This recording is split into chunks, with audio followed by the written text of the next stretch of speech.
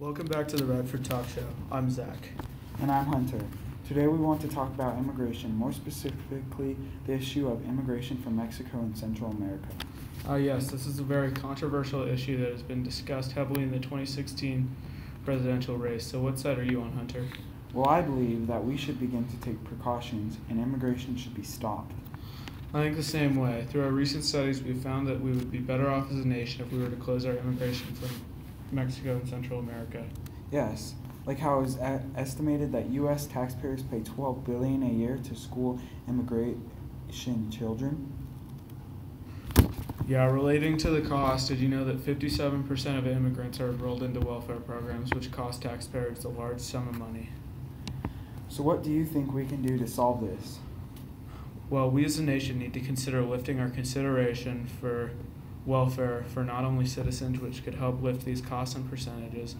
A survey conducted by the Department of Homeland Security stated that most immigrants that come to the U.S. end up residing here. In 2007, where immigration was at its highest point, 12.2 million people living in the U.S., meaning that 4.4% of people living in the U.S. were illegal immigrants. Yes, but since that initial spike in 2007, the levels have begun to stay.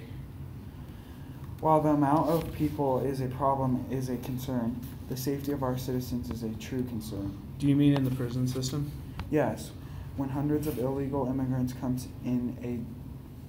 in a day that the U.S. don't know who they are.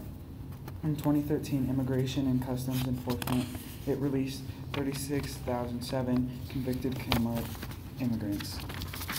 Yes, it has been said that about 30% of illegal immigrants take up federal, state, and local prisons. Also, with safety, the public well-being is very important with things like disease. Do you mean how the outbreak of scabies has been going on for the last month and the border says that it's coming from Mexico because of the people who are sick coming over illegally in search of health care? While this is a largely debated topic, what is the other side of this argument? Well, the pro side is saying that illegal immigrants should be able to stay and reside as long as applications have begun. They state if immigration is completely shut down, it makes illegal immigrants think that it is more appealing to sneak in. Plus, more than 51% of Americans believe that immigrants strengthen the countries. Thousands of children have been found crossing the border, some as young as 4 and some found dead, which also means if we close our borders, we jeopardize the safety of children. So Hunter, what are some of the precautions that recent politicians would like to take? Most